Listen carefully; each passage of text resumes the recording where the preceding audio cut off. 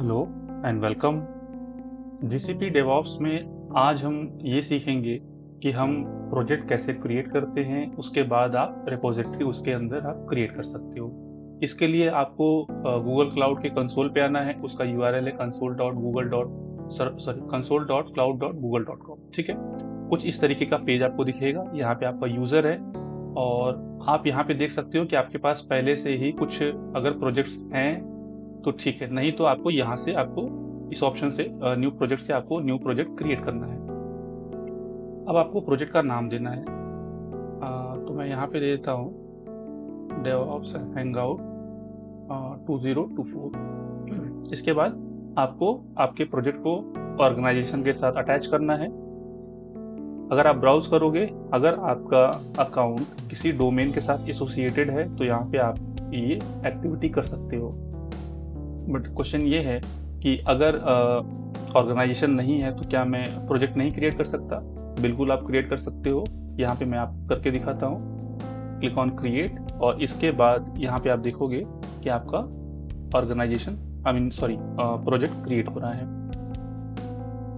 इसके बाद आपको सेलेक्ट करना है आपका प्रोजेक्ट। तो यहाँ पे आप देख सकते हो डेवऑप्स हैंगआउट 2024 आ चुका है और यहाँ से ड्रॉप डाउन करके आप ये भी कर सकते हो कि आप किस प्रोजेक्ट के अंदर रिसोर्सेज क्रिएट करना चाहते हो। तो लेट सपोज कि मुझे इस प्रोजेक्ट के अंदर क्रिएट करना है रिपोजिटरी या कोई रिसोर्स, तो मुझे इसको चूज करना होगा। और आपको ये ध्यान देना होगा कि जो रिसेंट टाइम में अगर आप आज के बाद से अगर आप रिपोजिटरी वगैरह क्रिएट करते हो तो आप आई थिंक उसके एपीआईज इनेबल नहीं कर सकते। जिसके पास पहले से ही कुछ प्रोजेक्ट्स बने हुए हैं या फिर कुछ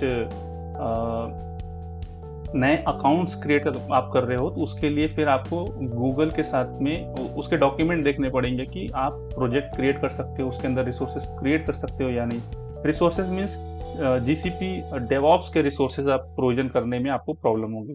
तो मेरे पास पहले से ही कुछ प्रोजेक्ट्स पड़े हुए हैं तो मैं उनका ही यूज कर लूंगा। तो इस वीडियो में सिर्फ मैंने ये दिखाया कि आप प्रोजेक्ट्स कैसे क्रिएट करते हो। तो लेट सपोज कि मेरे पास डेवऑप्स हैंगआउट करके प्रोजेक्ट है, तो इसके अंदर जाऊंगा मैं।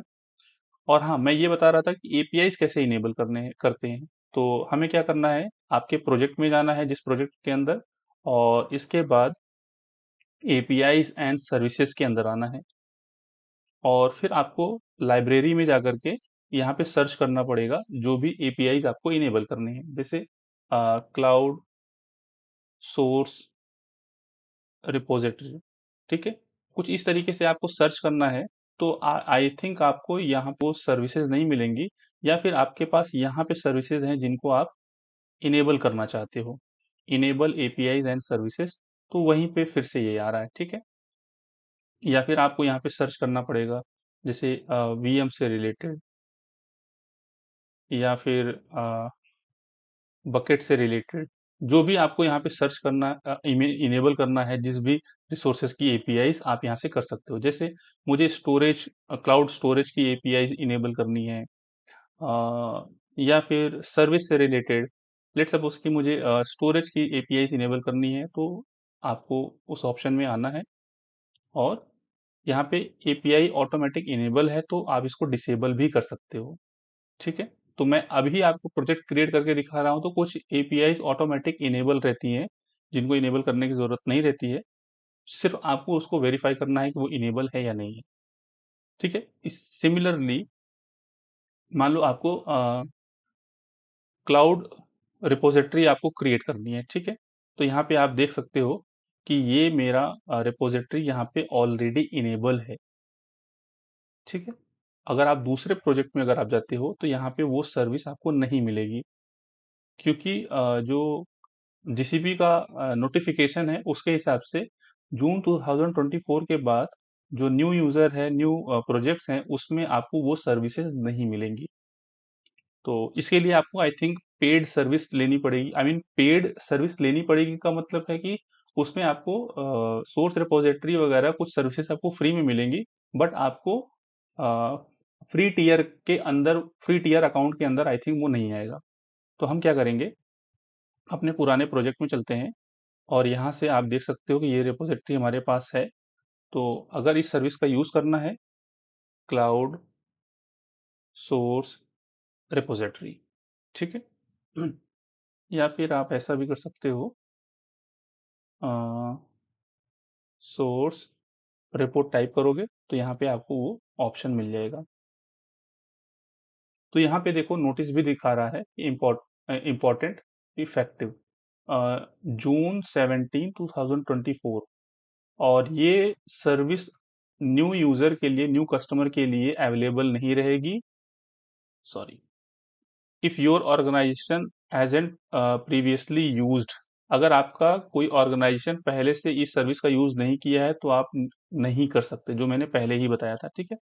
तो हम चलते हैं, रिपोजिटरी क्रिएट करते हैं, और यहाँ से आने के बाद आप इसको क्रिएट कर सकते हो। अब यहाँ पे देखो यूआरएल देखोगे, जब मैं इस पे लॉगिन किया था तो यहाँ पे मेरा यूआरएल था console.cloud.google.com। बट जैसे ही मैंने सोर्स रिपोजिटरी ओपन की तो यहाँ पे इसका यूआरएल चेंज हो गया। इसके बाद आप इसको यूज कर सकते हो।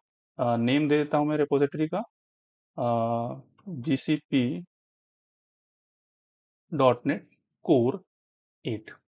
अब आपको अपने रिपोजिटरी को किसी प्रोजेक्ट के साथ एसोसिएट करना है, तो डेवऑप्स हैंगआउट मेरे पास पहले से ही अवेलेबल है, तो यहाँ पे मैं इनेबल करूंगा, इसको सेलेक्ट करूंगा और यहाँ से इसको क्रिएट कर लूंगा।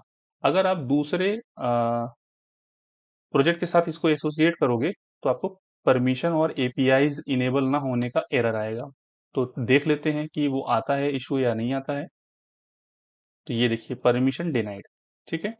तो हम क्या करेंगे, इसको दूसरे अपने प्रोजेक्ट के साथ एसोसिएट कर लेंगे and then click on create. इस केस में मैं रिपोजिटरी क्रिएट कर पा रहा हूँ। ये देखिए, रिपोजिटरी क्रिएट हो गया। हमें क्या करना होगा, क्लोन करना होगा रिपोजिटरी को। अब हमारे पास मल्टीपल ऑप्शन है, एसएच ऑप्शन है, एसडीके ऑप्शन है और मैनुअली जनरेटेड क्रेडेंशियल्स है। तो अगले आने वाले लैब में हम देखेंगे कि हम इन तीनों का यूज करके रिपोजिटरी क्लोन कैसे करेंगे और अपने जो भी कोड या फाइल होगी उसको हम पुश कैसे करेंगे रिपोजिटरी में। तो इस वीडियो में फिलहाल इतना ही। Thanks for watching.